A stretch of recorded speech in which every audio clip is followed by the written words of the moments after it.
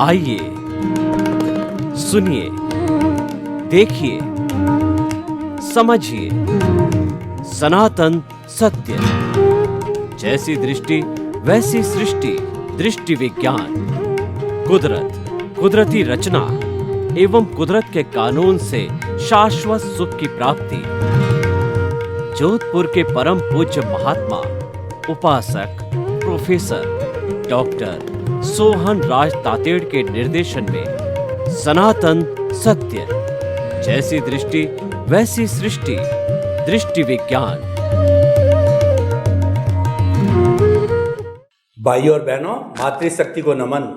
हमारी सत्संग उत्तरोत्तर प्रगति की ओर है और सत्संग कराने वाले ज्ञानी पुरुष, अनुभवी पुरुष, आत्मज्ञानी, तत्वज्ञानी वो स्वयं विराजमान है।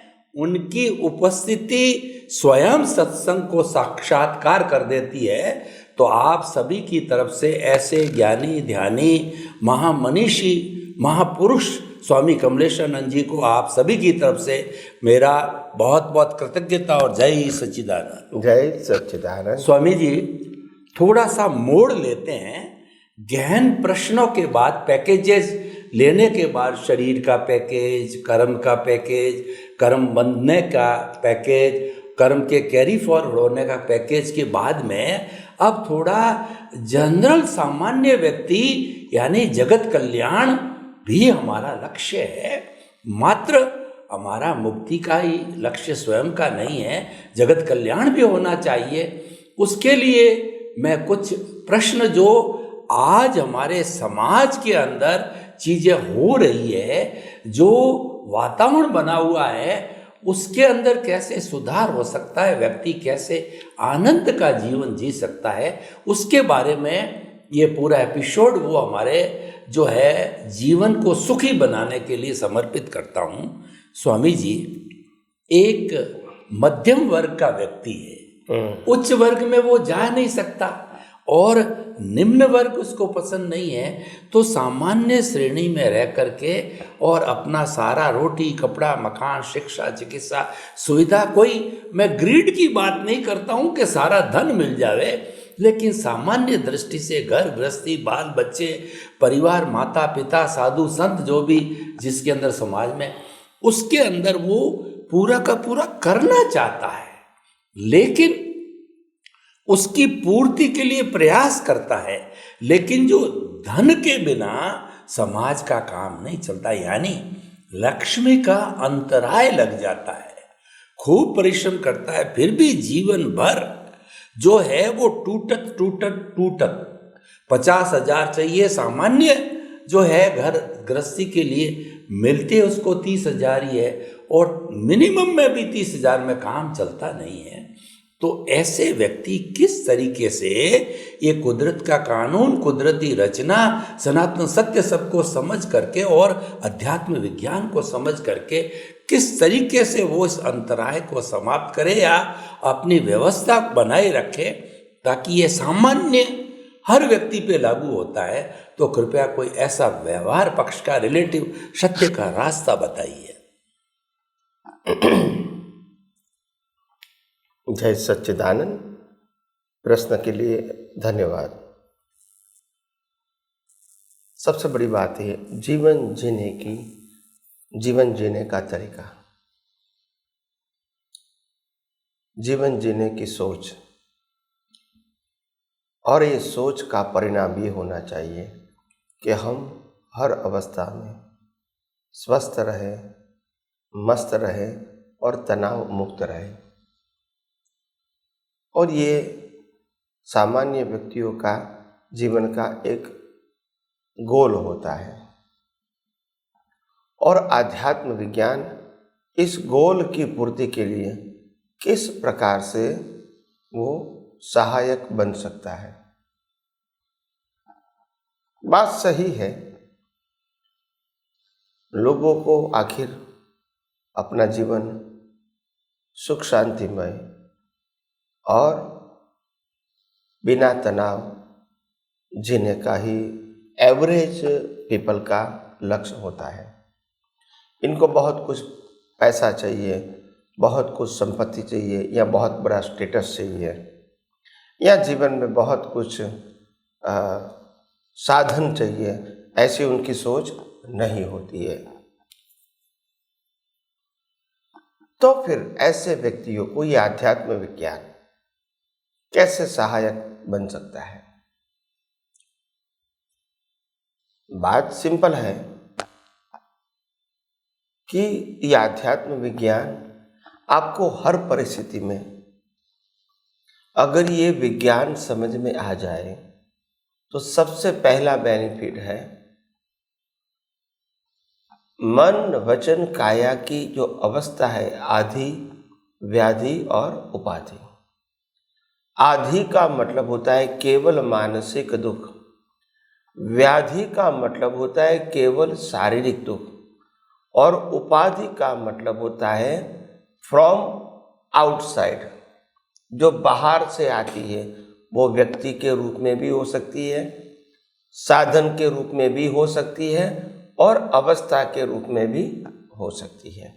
तो ऐसी आधि व्याधि उपाधि तो कर्म फल स्वरूप आएगी। राम कृष्ण और महावीर को भी आई थी। तो उसमें हम समाधि की अनुभूति कैसे कर सकते हैं? तो ये आध्यात्म विज्ञान आपको ये बताने की कोशिश करता है कि जो मन वचन काया जो है वो एक इंस्ट्रूमेंट है, एक प्लेयर है, और वो प्लेयर को बनाने का काम कुदरत का है, उनको चलाने का, ऑपरेट करने का काम भी कुदरत का है, और इसको डिस्ट्रॉय करने का काम भी कुदरत का है। और ये मन वचन काया के साथ जुड़ा हुआ सत्ता, संपत्ति, संबंध और साधन देने का और वापस लेने का काम भी कुदरत का है। और इसके अलावा बचपन, युवानी, बुढ़ापा भी ये मन वचन काया की ही अवस्था है। और अंत में जीवन का जब अंत होता है तो ये शरीर भी कुदरत अपने आप पंचमहाभूतों में विलीन कर देता है। तो जब हमको समझ में आता है कि ये पूरा पैकेज जन्म से मृत्यु तक का पूरा मन वचन काया का पैकेज का क्रिएटर, ऑपरेटर, डिस्ट्रॉयर अगर कुदरत है, तो हम इसको कुदरती रचना क्यों नहीं देखें? ताकि अगर मन वचन काया को आधिवादी उपाधि का अनुभूति है तो वो आपको नहीं होगी, क्योंकि आपको मालूम है कि मन वचन काया को बनाने, चलाने और अंत करने वाला कौन है? कुदरत है। तो अवस्था रहेगी मगर अंदर तनाव नहीं रहेगा। ये सिंपल बात है। और दूसरी बात यह है, अगर मन वचन काया से जुड़ी हुई साधन, संपत्ति, संबंध और सत्ता अगर हमारा है तो उसमें दो कारण होते हैं। या तो हम लेकर आए हैं तो लेकर तो आए नहीं है, या लेकर जाएंगे तो जाएंगे भी नहीं। उसका मतलब तो सिंपल है, न हमारा था, न हमारा है और न हमारे पास रहेगा। और जो टाइम बीइंग मिलता है वो तो अवस्था के रूप में, भुगतान के रूप में है, मालिकी के रूप में नहीं है। तो फिर तनाव क्यों? अगर 5 करोड़ रुपया आ भी गया तो कोई हम सुखी नहीं हो जाएंगे, और आने के बाद चला गया तो भी हम दुखी नहीं होंगे। मगर मानसिकता से लगता है कि आया तो मेरा है और गया तो मेरे पास से गया। ये अज्ञानता है। आया तो भी कुदरती रचना और गया तो भी कुदरती रचना। और अगर नहीं गया और रहेगा तो भी किसके पास जाएगा? कुदरत के पास जाएगा, क्योंकि पहले भी लेकर नहीं आए थे। तो ये सिंपल समझना है। उसमें आपको मोक्ष में जाना है वो जरूरी नहीं है, मगर जीवन जीने के लिए, एक तनाव मुक्त जीवन जीने के लिए, टेंशन मुक्त जीवन जीने के लिए, बोझा मुक्त जीवन जीने के लिए ये आध्यात्म विज्ञान आपको सरल, सहज और सुगम रास्ता बताते हैं। और ये वास्तविकता है। क्या है? वास्तविक। ये सनातन सत्य है। ये कुदरत का कानून है। ये कोई धर्म संप्रदाय का कानून नहीं, और ये कोई व्यक्तिगत बात भी नहीं है। तो एक दिन तो हमको आगे बढ़ने के लिए सनातन सत्य को समझना पड़ेगा। रिलेटिव सत्य से हम आध्यात्म के मार्ग में आगे नहीं बढ़ सकते हैं। रिलेटिव सत्य के माध्यम से हम सिर्फ पाप पुण्य के मार्ग में ही आगे बढ़ सकते हैं, मगर मुक्ति के मार्ग में आगे नहीं बढ़ सकते हैं, क्योंकि वो ही ज्ञान, रिलेटिव सत्य का ज्ञान ही हमको मुक्ति के मार्ग में आगे बढ़ने के लिए बाधक है। रिलेटिव सत्य ही अज्ञान है। क्या है? रिलेटिव सत्य ही अज्ञान, और वो ही बाधक है। और आज तक हमने कभी दुनिया की कोई भी किताब में या कोई भी धर्मगुरु के माध्यम से रिलेटिव सत्य को अज्ञान कहा, ऐसा कभी न सुना है न कभी पढ़ा है। और बात भी सही है कि व्यवहार जीवन तो रिलेटिव सत्य से ही चलेगा, उसमें कोई हम गलत नहीं कहते हैं। व्यवहार तो रिलेटिव सत्य से, मैं कहूँगा ये मेरा माँ बाप है, भले रिलेटिव सत्य है मगर माँ बाप है तो है और मानना पड़ेगा। ये मेरे पति पत्नी है तो मानना पड़ेगा। ये मेरे बच्चे हैं तो मानना पड़ेगा। ये मेरा मकान है तो मानना पड़ेगा। ये कोई रिलेटिव सत्य है, वो असत्य तो नहीं है। और रिलेटिव सत्य है वो सत्य है, मगर रिलेटिव सत्य प्रकृति का है, हमारा नहीं है। और इसीलिए प्रकृति का है, और पूरी प्रकृति का पैकेज का क्रिएटर, ऑपरेटर, डिस्ट्रॉयर कुदरत है। तो रिलेटिव सत्य को हम गलत नहीं कहते हैं, मगर रिलेटिव सत्य हमारे साथ इसका कंसर्न नहीं है, शरीर के साथ जरूर है। तो पहली बात।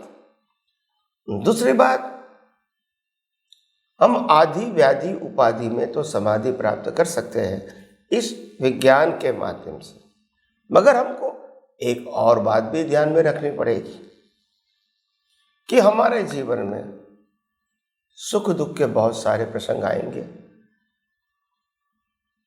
तो हमको लगेगा कि ये प्राप्त करने से सुख होगा और ये प्राप्त करने से दुख होगा, या तो जो प्राप्त किया है वो चला जाएगा तो दुख होगा, ये व्यक्ति मिलने से सुख होगा और ये चली जाएगी तो हमको दुख होगा। यानी सुख दुख की ऐसी परिभाषा व्यक्ति, साधन और संजोग के ऊपर जुड़ी हुई है। तो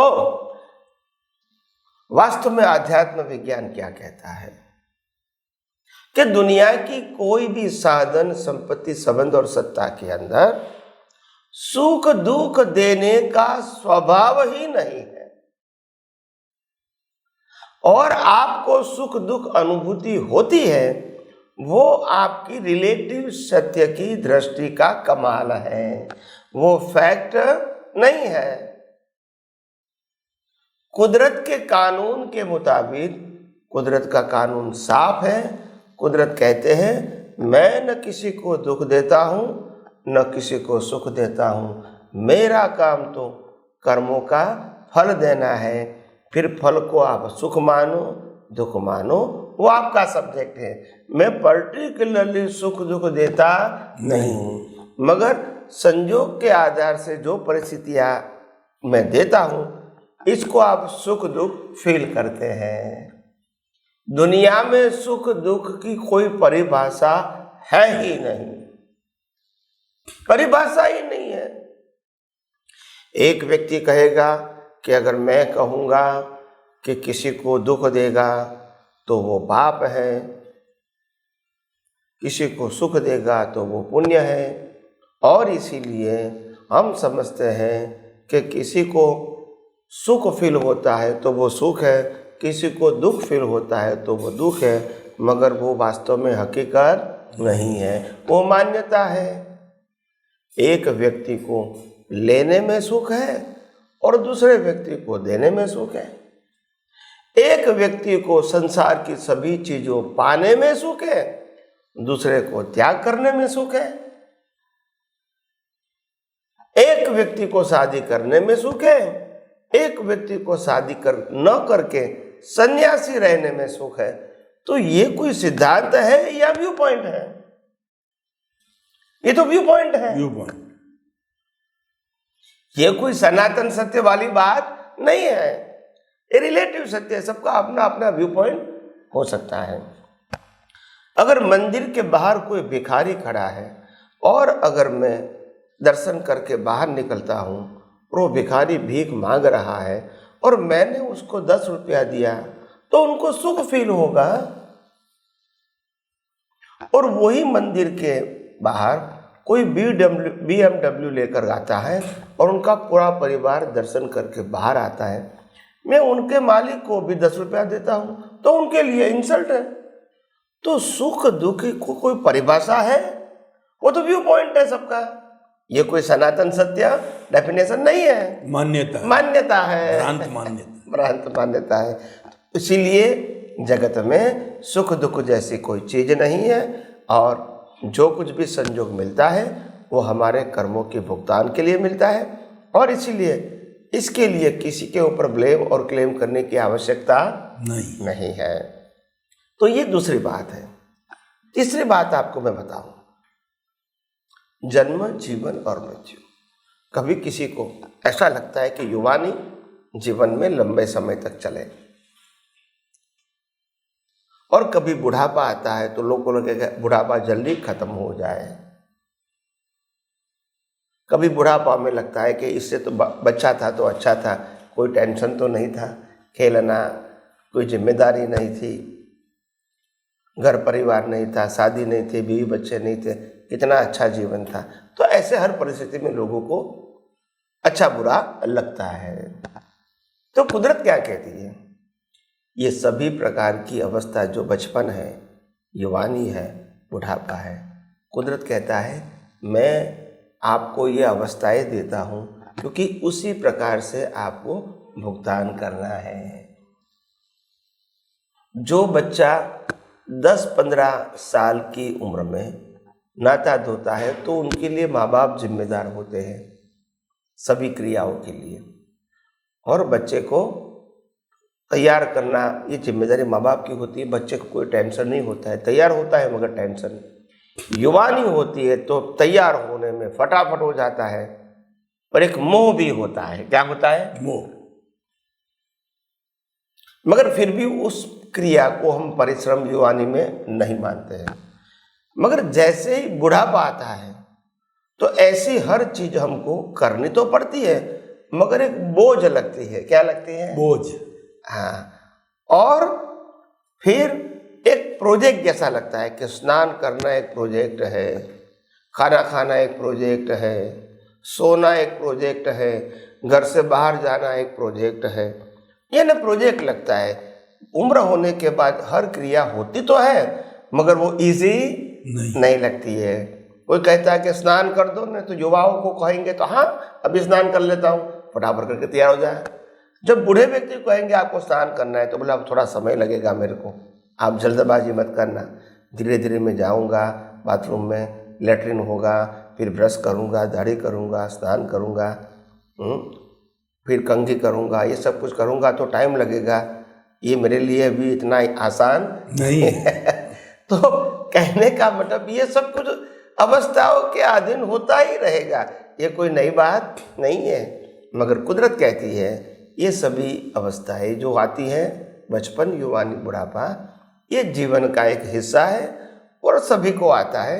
इसमें आनंद सुख की बात नहीं है, मगर आपको भी तनाव महसूस करने की ज़रूरत नहीं है। आपको ऐसी ही अवस्थाओं के अंदर भी समझना है ये प्रकृति भी कुदरत की है और रचना भी कुदरत की है और अवस्थाएं भी कुदरत की है। आपको इसको देखना और जानना है और इसको बाईपास करना है ज्ञान दर्शन से कि ये अवस्था आई नहीं है, जा रही है। क्या है? जा रही। और एक बार जाएगी, वो दोबारा वापस नहीं आएगी।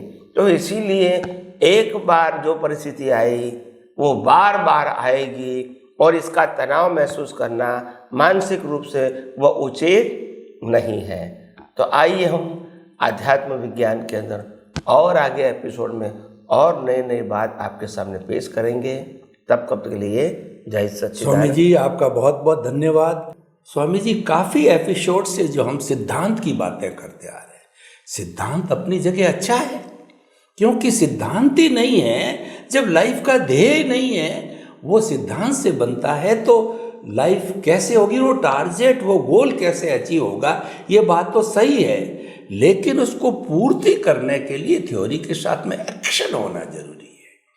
तो हम ये जो एपिसोड है वो प्रैक्टिकलिटी को समर्पित करते हैं कि किस तरीके से जो ये सनातन सत्य का और कुदरती रचना देखने का जितना भी उपक्रम है वो हमारे किस तरीके से प्रैक्टिकलिटी में आवे, प्रयोगात्मक में आवे और हम सहज कर सकें, उसके बारे में मेरा प्रश्न ये है कि दादा भगवान ने भी इसमें बड़े सुंदर सूत्र दिए। प्रीतिति, जागृति और अनुभव, ये एक्शन है, भौतिक एक्शन नहीं, रिलेटिव सत्य की बात नहीं कर रहा हूं मैं। अगर जो हमें सनातन सत्य को भी प्राप्त करना है तो इनके सहारे, ये दोनों पे लागू होता है, तो इनके सहारे हम प्रैक्टिकलिटी करते करते, एक्शन करते करते अपने गंतव्य तक पहुंच सकते हैं। तो ये तीनों चीज़ें क्या है और इनको किस तरीके से हम एक्शन करके, प्रैक्टिकल करके और हमारे जीवन के अंदर लागू कर सकें, कृपया इसको खोल करके सनातन सत्य और आध्यात्म विज्ञान की दृष्टि से बताइए। जय सच्चिदानंद। ज्ञानी पुरुष दादा भगवान जो ज्ञान विधि करवाते थे और उस समय लोगों को बताते थे कि मैंने आज आपको बीज ज्ञान दे दिया, यानी आत्मा का जो लक्ष्य है उनको बिठा दिया प्रतीति के रूप में। मैं शुद्ध आत्मा हूँ, इसका लक्ष्य आपको ज्ञान विधि में बिठा दिया ताकि बैठने के बाद प्रतीति निरंतर रहेगी। लक्ष्य रख के अनुभव आपको करना पड़ेगा। अवस्था में प्रतीति का लक्ष्य रख के अनुभव करना पड़ेगा। तो अनुभव, लक्ष्य और प्रतीति ये क्या है, उनके पीछे साइंस क्या है? तो सिंपल बात है कि आत्मा का लक्ष्य, आत्मा की प्रतीति और आत्मा की अनुभूति, ये हमारा अंतिम गोल। आज ज्ञानी पुरुष के माध्यम से हमको ये समझ में आया कि मैं चेतन, अविनाशी और अनंत शक्ति वाला ऐसा शुद्ध आत्मा हूँ। ये ज्ञान की दृष्टि मिली। क्या मिली? ज्ञान की दृष्टि मिली। अभी अनुभव करना और अनुभव की प्रक्रिया करना, प्रयोग करना तो बाकी है। तो वो प्रयोग के लिए हमारे शास्त्रों में दो प्रकार बताए। या तो आप ज्ञान दर्शन से प्रयोग करो और प्रयोग करके सिद्ध करो कि मैं ये हूं और ये नहीं हूं, ज्ञान दर्शन से। मगर अगर आपके पास इतनी सूक्ष्मता नहीं है और आप इतना सूक्ष्मता से जागृति में रख के प्रकृति और परमात्मा को अलग नहीं कर पाते हैं, तो फिर ज्ञानी पुरुष कहते हैं कि दूसरा रास्ता ये है कि आप कुछ साधन का प्रयोग करें। जैसे कोई आरती करता है, कोई पूजा पाठ करता है, कोई माला गिनता है, कोई व्रत जप तप करता है, कोई भगवान की भक्ति करता है, कोई गुरु को सुनता है, कोई किताबें पढ़ता है। ऐसे बहुत सारे हमारे धर्मों के मार्ग में आगे बढ़ने के रास्ते बताए गए हैं। सत साधन। हाँ, सत साधन। तो ये साधन क्या आध्यात्म विज्ञान की प्रगति के लिए, सनातन सत्य की अनुभूति के लिए या आत्मा की अनुभूति के लिए, क्या ये साधन हमको आगे ले जाने में सहायक हो सकते हैं? ये बड़ा प्रश्न है। तो आध्यात्म विज्ञान ये कहता है कि प्रकृति जो कर रही है इसको जहां तक आप पुरुषार्थ मानोगे वो ही तो अज्ञान है। मगर हाँ, अज्ञान से भी आपको जो पुण्य का फल मिलता है तो आपको अनुकूलता और सुविधा रिजल्ट के रूप में मिलेगी। मगर इसके साथ आपको पैरेलल ये भी भाव करना है कि हे परमात्मा, अगर मेरे पुण्य से जो कुछ भी कर्म बने वो कर्म फल का जो एंगल है वो ऐसा होना चाहिए कि वो मेरे को फल में जो अवस्थाएं मिले, माता पिता भाई बहन घर परिवार धर्म प्रकृति और सब रिलेशन मिले, सत्ता संपत्ति संबंध साधन ये सब कुछ मिले, मगर मेरा पर्पस ये है ये सब मोक्ष मार्ग के लिए लायक और सहायक के रूप में काम करें, संसार के लिए लायक और सहायक के रूप में काम नहीं करें। तो ये एंगल आपको बदलना पड़ेगा। भले ही हम अभी विज्ञान नहीं समझ पाते हैं, उपयोग नहीं कर पाते हैं और क्रिया में हमको इंटरेस्ट है, क्रिया करने में आनंद भी आता है और क्रिया करने में संतोष भी महसूस होता है, तो फिर हम क्रिया करते करते आगे बढ़े तो क्या ये गलत है? नहीं, गलत नहीं है। मगर आपको क्रिया करते समय एंगल जो है, भाव, इंटेंशन, उसको समझना पड़ेगा। भले ही मैं शुभ क्रिया कर्ता भाव से करता हूँ, पुरुषार्थ के रूप में करता हूँ, भले उदय कर्म है मगर मैं उसको पुरुषार्थ मानता हूँ, तो कोई बात नहीं, इससे पुण्य तो बनेगा अच्छी शुभ क्रिया का, और अशुभ क्रिया का पाप भी बनेगा। मगर जो शुभ क्रिया का जो पुण्य बनेगा वो पुण्य के पीछे हमारी सोच कहो, विजन कहो, दृष्टि कहो, आशय कहो, ये होना चाहिए कि हे परमात्मा, जो भी कुछ मेरे को पुण्य मिला है और पुण्य का जो फल मिलेगा वो फल आगे जाके मोक्ष मार्ग के लिए लायक और सहायक बने, यही मेरी भावना है।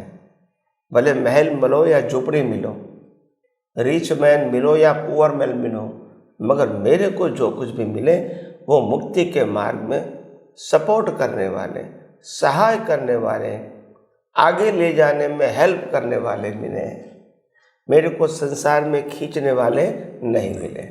तो ये आशय से हम पुरुषार्थ कर सकते हैं, ऐसा नहीं कि नहीं कर सकते हैं। एक स्टेप है जो स्टेप को फिर आगे बढ़ने के बाद और आगे विज्ञान समझने में आपको सहायता मिलेगी। मगर मेरा कहने का मतलब इसमें एक ही है, ज़्यादातर फोकस आपका मोक्ष मार्ग के लिए लायक और सहायक संयोग होना चाहिए, भले पाप पुण्य बनाते हैं कर्ता भाव से। तो ये मेरा कहने का मकसद था जो मैंने आपको बताने की कोशिश किया है। स्वामी जी, आपका बहुत बहुत धन्यवाद।